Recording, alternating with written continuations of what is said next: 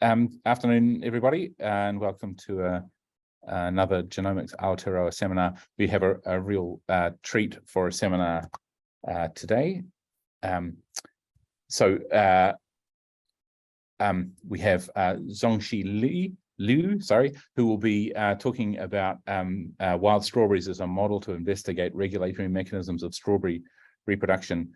So Dr. Liu is here for the Rosacea conference, which is in Nelson next week. But she did her undergraduate in China and then her PhD at Harvard, and is currently a professor at University of Maryland at College Park. So a really outstanding career. She's published on all kinds of interesting things to do with strawberries and Arabidopsis thaliana as a model to understand strawberry biology. And one of the things I having looked over some of her papers, I've been really interested in the uptake of using CRISPR and mutagenesis as a way to start understand how these systems work and how the genetics of these systems work. So some really, really cool papers. So I'm delighted to present Dr. Zhongchi Liu, who will come and talk to us about strawberries. So please take it away. Thank you so much, Peter, for the introduction, and I'd like to thank Cecilia Den for the opportunity to talk here to share my research. I've noticed that this is more of a genomics seminar series, so I added a little bit more genomics last minute to my talk. So yeah, so this is the outline of my talk. So I'll first tell you a little bit of our genetic study of fruit initiation using strawberry as a model. And then I'll talk a little bit about more of a comparative genomics project to identify the mechanism that specify fruit development, like what genes can specify a part of flower to become fruit. So as you know, like strawberry, the commercial strawberry is an octopoid and also is a hybrid. So itself comes from a hybrid between two octopoid hybrid strawberries themselves. So the genome is quite complex. Therefore, my research is mostly using the wild diploid strawberry called Fragaria vesca, which is diploid. And it also contributes to one set of the parental genome to the cultivated strawberry. So as a result, you can imagine that, the genes that if we identify from the diploid strawberry, I think they can be very readily applied to the octopoid cultivated strawberry. So as a model system person myself, because I spent my career working with all model systems from C. elegans to Arabidopsis and now diploid strawberry, I really believe that, the model system allow us to get to the answer more quickly. So our lab in the past 10 years have contributed to a bunch of resources, genetics and genomic resources. So one of them is the mutagenesis screen of the diploid strawberry. So we're able to identify all kinds of mutants. And these are some of the examples. So we can identify mutants in flowers. So these are the mutant and these are wild type. And also leaf mutants, all kinds of leaf mutants compared to wild type. And also fruit mutants. So the chemical mutagenesis, we use EMS and ENU are both quite effective in generating mutants. And then in collaboration with my former postdoc, Chen Kang, who has now her own lab at Huazhong Agriculture University in China. So we continue to collaborate to clone the genes from the mutagenesis screen. So these are some of the examples. For instance, these are two different mutants, and they are defective in known genes that are found in Arabidopsis, like UFO and leafy. And then in leaf morphology, we identified genes that cause monophylar. So actually, this is a subspecies monophylar. It has a single leaflet compared with the trifolia in the wild type. So we're able to identify the gene that regulate the leaf complexity and also leaf serration. So they all encode transcription factors. And then finally, we also got mutants affecting fruit development. This is an example that it converts individual seed, actually individual achene into a little leaflet. And the phenotype really resembles a disease, strawberry disease called phylloidy, which it's not a major disease, but sometimes you can find them in the field. It really affects the fruit quality. Phylloidy is caused by a phytoplasma, a microorganism, but this mutant is a genetic mutant, is inherited mutant, and it's defective in the Matchbox transcription factor, SAPALATA3. So we imagine it's possible the SAPALATA3 is a target of interaction with the pathogen, maybe the pathogen proteins, which can maybe inactive this SAPALATA gene in the diseased strawberry. Anyway, so that's the forward genetic approach. We also have developed the reverse genetic approach, that is to knock out genes. So we developed a set of CRISPR vectors to use in diploid strawberry. And so this is done by a former postdoc, Junhui Zhou. And it was quite effective in knocking out genes and causing deletions. As you can see, there's a drop in the size of the band. So in addition to forward and reverse genetic resources, we also developed quite a lot of genomic resources. These are some of the examples. I think one of the very useful one is the strawberry EFP browser, where you can visualize the expression of genes in different flower and fruit and floral organ tissues. So this site, this actually paper was published in Horticulture Research. So Max is here. Recently, we moved this site to University of Toronto to be together with other species hosted at the bar.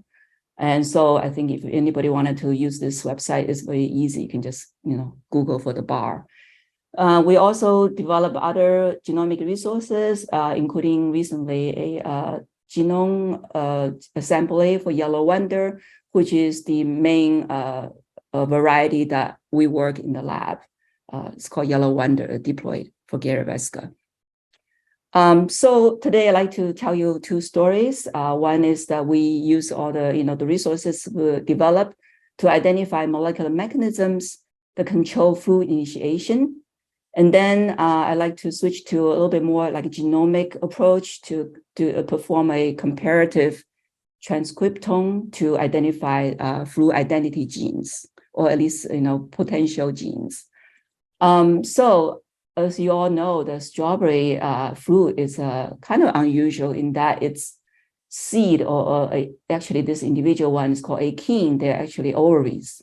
And they are actually exposed, they're outside, unlike, tomato, the seeds are inside, or kiwi, the seeds are inside. So because of this kind of inside out fruit structure, it's very easy to manipulate the seed, so it can easily pluck the seed away. So the edible part, the fleshy part, is actually the stem tip, the support of many different female ovaries. So the stem tip actually enlarge and become ripened later on, and that's edible. So it's a very unusual fruit. But because of this inside-out structure, I think strawberry has a long history of serving as a model to study fruit initiation. So this black and white pictures illustrate an experiment done in 1950 by Nish, when he plucked away all the achene except one, so only a very small patch of receptacle tissue became fleshy. But when he plucked away all the achenes, and there is no fruit development, there's no fleshy fruit development. But when he sprayed this seedless receptacle with auxin, plant hormone auxin, the fruit can enlarge, so you can get a seedless fruit. So this experiment illustrates that maybe the seed, or actually more accurately, maybe the achene, is after fertilization, it is releasing certain growth substance, which is highly likely auxin, and then the auxin will be transported to the underneath tissue to stimulate the receptacle to develop into the receptacle fleshy fruit. So even though this experiment was performed in 1950, later on, there's not much is known in terms of the molecular processes underneath this interesting phenomenon. So even though this phenomenon is actually written in plant textbook, this is the 6th edition of plant physiology textbook. You can see this is the same illustration of the experiment. So suggesting it's a very important experiment to illustrate the importance of auxin for fluid initiation. But, the molecular mechanism is a little bit hard to investigate, partly because of the octoploid nature of the strawberry. So when we started working on this question, we started to, because at the time, I think the RNA-seq just become available, I think in 2010, and we were able to dissect achene. So this is achene into the seed and the ovary wall, and then inside the seed, we're able to remove the embryo, and then also extract RNA from the embryo and the endosperm tissue, meaning endosperm and a cecal tissue, we call it ghost. And then we extract RNA, and then we profile them. And as you can see here, these are the auxin and the GA biosynthesis genes. Most of them are not very highly expressed in the receptacle, but they are more highly expressed in the achene, but it's most highly expressed in the ghost. Basically, we later on show that it's most highly expressed in the endosperm tissue. Furthermore, these are the staging of the fluid development, stage 1, 2, 3, 4, 5. So stage 1 is pre-fertilization, stage 2 is post-fertilization, and most of the genes are activated post-fertilization. So we came up with this summary. We hypothesized that during the double fertilization in plant, one fertilization occurs to fertilize the egg cell so that the egg cell becomes the embryo. Another fertilization is the central cell. Once it's fertilized, it became the endosperm tissues. So the endosperm tissue will produce auxin, and auxin stimulate GA, and then both hormones are transported to underneath the receptacle to initiate fluid development. So that's the hypothesis.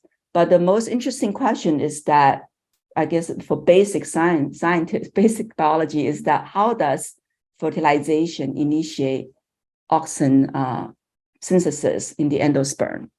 So yeah, so that's the question. So we are very interested in understanding, how fertilization is perceived, and that how perception of fertilization can activate auxin biosynthesis. So the approach we started is a bioinformatic one. So we conducted a consensus co-expression network using all the RNA-seq data we have. And then we found a cluster of co-expressed genes, cluster 76.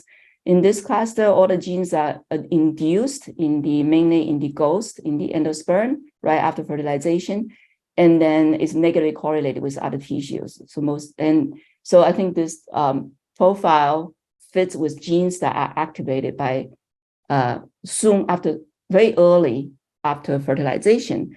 And then we also looked into transcription factors in this cluster, and we found two Matchbox transcription factors, AGL62 and AGL80.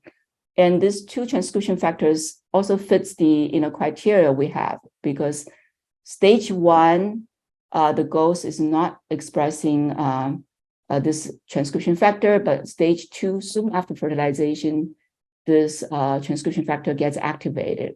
Same with AGL80. Soon after transcription is activated, and it's also transiently expressed at stage 2, so both of them. So we tested this, this is the RNA-seq data, so we tested by cloning the promoters of both transcription factor genes and then fuse them to GUS. And oh yeah, this blue just matches my background. The GUS blue color. So you can see that the transgenic seed at stage 1, pre-fertilization, there's no blue staining, so this gene is not activated. But post-fertilization at stage 2, this gene is activated, and specifically in the endosperm tissue, because this is a drawing of the endosperm tissue, and especially the two endosperm nuclei. So this the Gus experiment confirms that these two genes are induced by fertilization very early on. So then we use the CRISPR to knock out both AGL80 and AGL62. So in wild type, as you can see, wild type plant that makes flower and makes fruit. And then in AGL62, the plant looks perfectly normal, just like a wild type. But if you look at the flowers, they don't develop into fruit. So they just become black. And, you can see the flowers like here. So they fail to develop into fruit. But when we spray the flower with auxin, then we can still induce fruit development.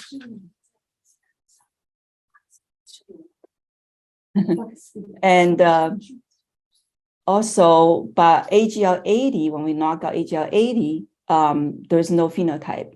This is not too surprising because there are 5 AGL80 genes in the genome. So we think because there are some redundancy, that's why the AGL80 single mutant knockout has no phenotype. So we next focus our effort in characterizing AGL62. The fact that it can be rescued with auxin spray, suggesting to us maybe AGL62 failed to activate auxin biosynthesis. So we did RNA-seq to comparing the stage 2 seeds, wild type stage 2 seeds, and the AGL62 mutant seeds, and we can see that all these auxin biosynthesis genes, the expression are reduced compared with wild type. And we also show this by qPCR. You can see that the AGL62 mutant seed has lower expression level of the auxin biosynthesis genes. And we also use the DR5, which is DR5 Gus, which is auxin reporter. And you can see that the AGL62 mutant seed has lower level of the Gus. So this all support that AGL62 is important and it's required to activate auxin biosynthesis. So then we ask, is this gene involved in initiating auxin biosynthesis in all plants, or is just specific to strawberry? So we decided to test the gene function in Arabidopsis. So Arabidopsis seed is kind of different. You can see the endosperm is kind of like curled up. And this is auxin reporter D2. And it's like this. For D2, when there is auxin, the D2 will be degraded and there will be no GFP. There will be no venous signal.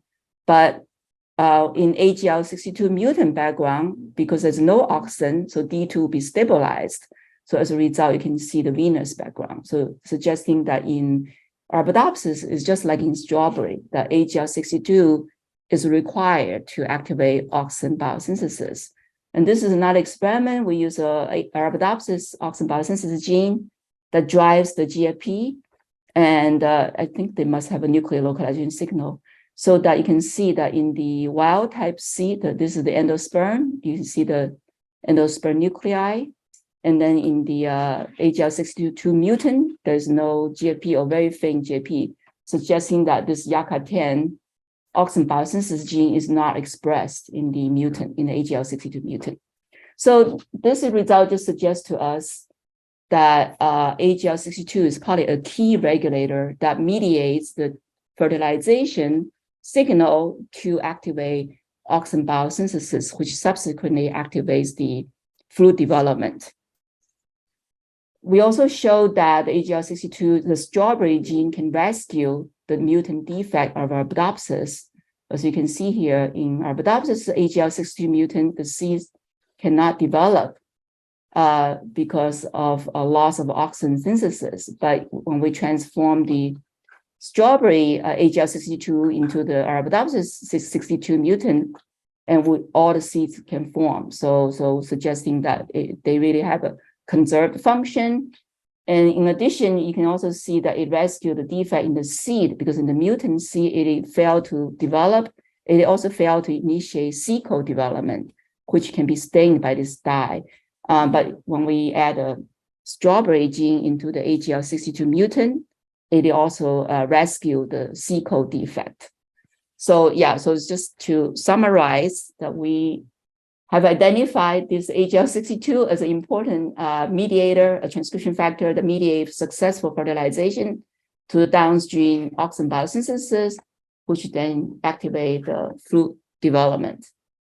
However, AGL62 does not seem to be directly activate auxin biosynthesis, but rather through ATHB. So I don't think I included that data here, but this is a pathway that we have delineated, but they are really good targets for knockouts in order to generate parsenocopy, as parsenocopy, I think, is an important trait for strawberry as well. The reason is because in Maryland, where I'm from, in the summer, you can see the strawberry are all deformed because the pollen is very sensitive to the high temperature in the greenhouse. And as a result, the strawberry fertilization is not proper. And then you have very deformed strawberry fruit. So if we can bypass the requirement for fertilization by somehow switching on AGL62, then we can bypass the requirement, bypass the requirement for fertilization, then we can generate more high quality and high yield for strawberry. Another application is that for indoor farming, right? So I think pollinators, the insects don't survive very well in the indoor condition. So having a parthenocopic strawberry will be also preferred. So I think our work laid the foundation for future development of parthenocopic strawberry. So this is just one example, kind of like a proof of concept where we knock out, so we knock out one of the genes in GA signaling. So this is a DALA protein, which is a repressor of GA signaling. This gene is acting in the receptacle tissue. So only when GA comes, it degrades the repressor, allow the GA signaling to occur, which include allowing the stimulation of fruit development. So we knock out this DALA protein through CRISPR and also through mutagenesis. And we're able to see a parthenocopic strawberry here. So in this case, these flowers are not pollinated. So in wild type, this unpollinated fruit do not develop further, but in the mutant, we're able to generate parthenocopic fruit. But this is just like the proof of concept, but because we noticed that the DALA mutation has other pleiotropic defect. So it's not really a good choice if we want to develop parthenocopic fruit. Okay, so that's basically the first story. So I'm going to switch to the second part of my talk, which is a bit more genomic, as I mentioned. And in this part, we actually work with both apple, peach, strawberry, and raspberry. And that's because these four fruits, they all belong to Rosaceae family, but they have different fruit types. They are examples of 4 different fruit types. For instance, the peach is more of like a typical botanical fruit where the ovary wall, this is the ovary wall, develop into the fleshy part. However, in apple, it's more of the hypanthea and also a little bit of the core develop into the fleshy fruit. In strawberry, as I mentioned before, is the receptacle become the fleshy fruit. Oh, sorry, I did it wrong. So this strawberry receptacle becomes fleshy fruit, but in the raspberry, which is like the opposite of strawberry and raspberry, the receptacle actually eventually dry up. You can take it out. So it's a hollow fruit, but it's the individual ovary wall that become the fleshy part, it's the edible part. One thing interesting is that the raspberry also have this stone similar to the peach. There has a stone, which is developed into the endocarp of the ovary wall. So it has that it's kind of a little tiny peach, but there are many of them. Even though you can see the flower structure are very similar between raspberry and strawberry, yet the flowers at the opposite tissues become opposite tissues become fruit. So our question is that, okay, is there a genetic factor? Is there like a genes that involve in telling the floral tissue that you become the fruit?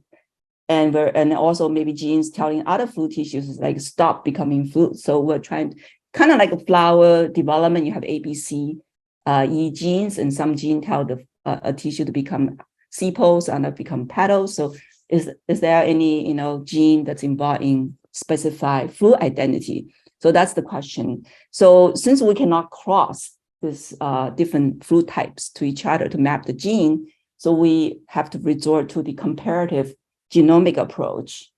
So the idea, I mean, very rough idea at the time is that, so we take strawberry receptacle, which is the fruit, and then peach Aotearoa wall, which is also the fruit of a peach, raspberry achene wall, and then actually it should be duplet, and then apple hypanthea. So if we can see what's in common among these fleshy fruit tissues, are there any positive regulator that's required to tell them to become the fruit? So that's very like simple-minded idea when we started this project. And in order to set the framework for this project, we want to make sure that we're comparing similar tissues at similar stages across these 4 different food types. So we spent a lot of time staging the fruit development, and we realized we cannot simply base on the days post-pollination to stage them, because some fruit develop faster than others. So, and also the pollination also affects how big the fruit is. So we cannot use fruit size to determine the fruit stage.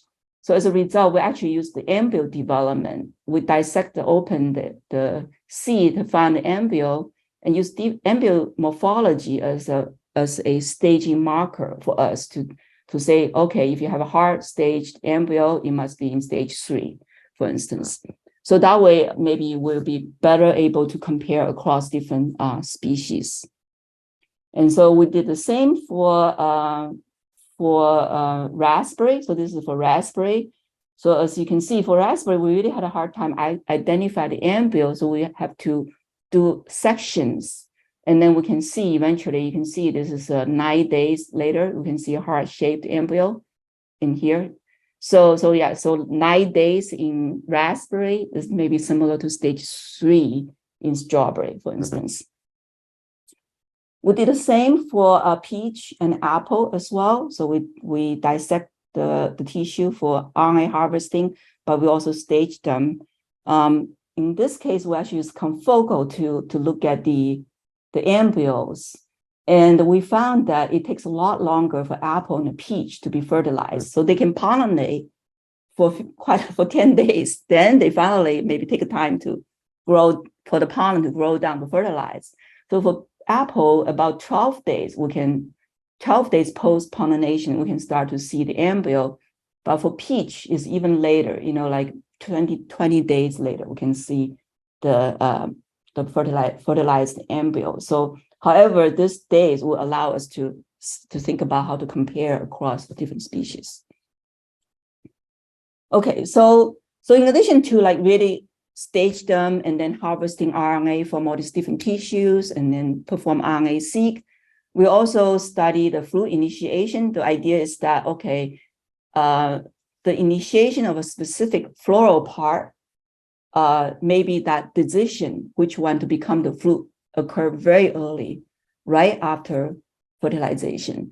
And then that decision to become a fruit is regulated by maybe plant hormone, auxin, and GA, and so forth.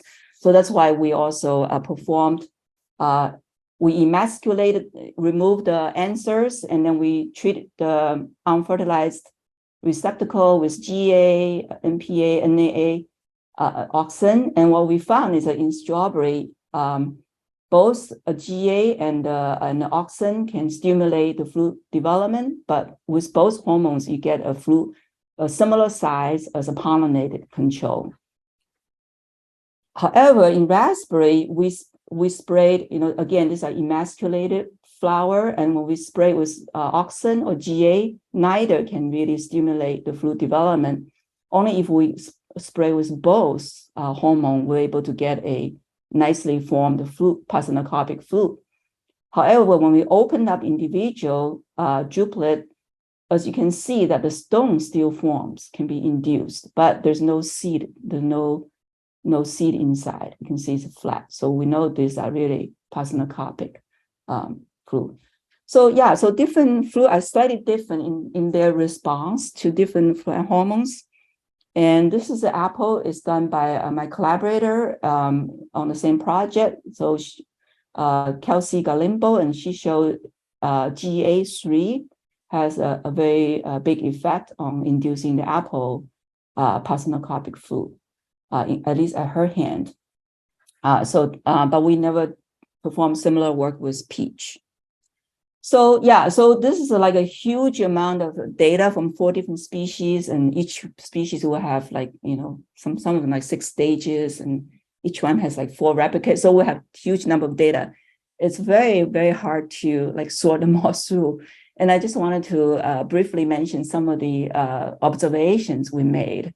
So one thing is that we found that in peach and apple, which are different from strawberry, in that the auxin biosynthesis genes are induced, for instance here, are induced before fertilization, just soon after pollination. So you don't really need fertilization to induce auxin production. And actually they occurred in hypanthea as well as in ovary wall.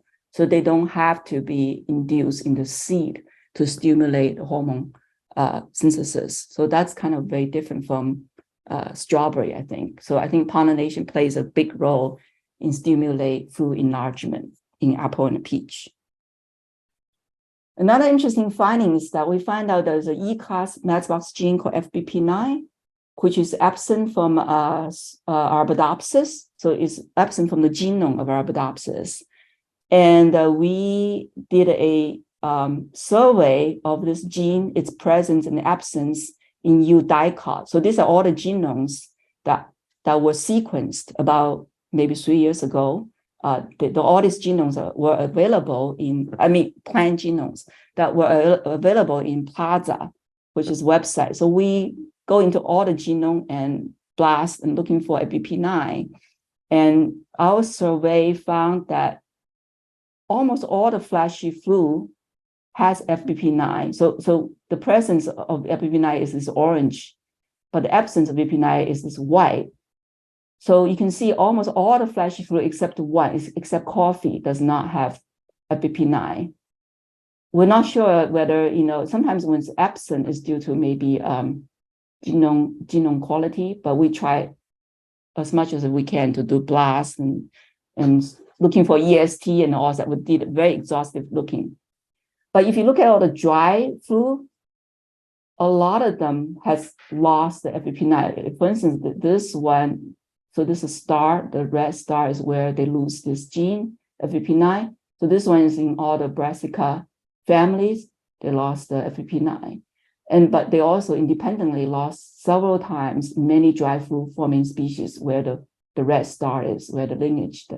So in general, it seems like you kind of need this FBP9 in order to form fleshy fruit. But if you just have FBP9, maybe it's not sufficient to form fleshy fruit. But so we think that this result suggests that FBP9 is necessary, but not sufficient to specify fleshy fruit development. We're actually now doing experiments to try to test this hypothesis, but right now my presentation is only limited to genomic analysis. So we look at why does FBP9 seem to be required for fleshy fruit development. So we look at what kind of genes are co-expressed with FBP9. So this is one in the peach cluster co-expressed genes. It has FBP9 in it. And we find out there's a fruit4, and fruit4 is co-expressed with FBP9. So it's possible that fruit4 is a co-Madsbox gene for FBP9 to specify fleshy fruit development. In apple, it's cluster 28, which has FBP9. Actually, it has 2 FBP9, but also it has like a AP1, so AP1-like genes in the same cluster. So maybe AP1 is important for fleshy fruit or being a cofactor of FBP9. We also look at what other genes are expressed in these 2 clusters, both contain FBP9 in the 2 species. And we did a geo-enrichment analysis of these 2 clusters. And to our surprise, in both cases, photosynthesis are the predominant GOs for these 2 clusters. suggesting somehow FBP9 is co-expressed with photosynthesis genes. So we think somehow we don't know the relationship between FBP9 and the photosynthesis, but we think both FBP9 and the photosynthesis are required for fruit development. So these are like, maybe they make the fruit competent to become fleshy fruit.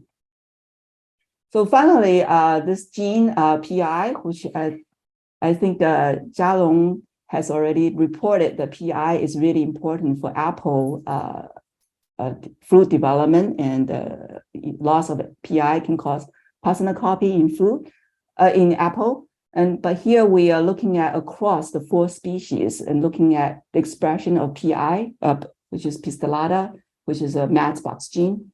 And you can see that the expression of PI is negatively correlated with the ability to become fruit. So in peach, the Hypanthea does not become fruit. So you can see it express the PI fairly at a high level. But in contrast, in apple, the PI expression in apple early on is high, but it quickly goes down, especially in the Hypanthea. In raspberry, as we know, the raspberry, the receptacle does not become fruit. So you can see there are 2 PI, both are highly expressed in the raspberry receptacle. In strawberry, there are also 2 PI genes, and the PI expression goes down fairly quickly in strawberry. So we think that there's maybe something there. The PI maybe is a inhibitor of fruit development. So that's the negative regulator. So to summarize, so what we think is that there are ABCE genes or Matchbox genes specify the 4 floral organ identity. And once they become specified which floral organ they are, then the photosynthetic floral organs, they are the ones that also express FBP9 that make the photosynthetic floral organ competent to become fruit. Doesn't mean they will become fruit, but they become competent. So then the next step is that after fertilization, the plant will produce auxin, which will induce the competent fruit to become fruit, the competent floral organ to become fruit. However, the pollination also, the pollination also inhibits the expression of PI and TM6, which is likely a partner of PI. So then causing the PI and TM6 to go down in expression quickly to allow specific floral organ to become competent to respond to the auxin and GA, and then to become fruit. So yeah, this regulation selectively downregulate PI maybe also plays a very important role to tell which floral organ to become the fruit. So that's actually our hypothesis. Still, we definitely need to do experiments to really testing all these hypotheses. So this is the people who have done the work. So the comparative work is a collaboration between my group and Chris Stardick and Ann Callahan's lab at the USDA at the Appalachian Fruit Lab. And so this is one of our visit one winter to their lab to check on the apple peach, which is grown in their orchard. And then in my own lab, I would like to highlight Lei Guo, who did most of the AGL62 work. I highlighted his work in this talk. And I'd like to thank the funding agencies, USDA and NSF for their funding. And I guess I'll stop for questions. Hope I didn't take too long.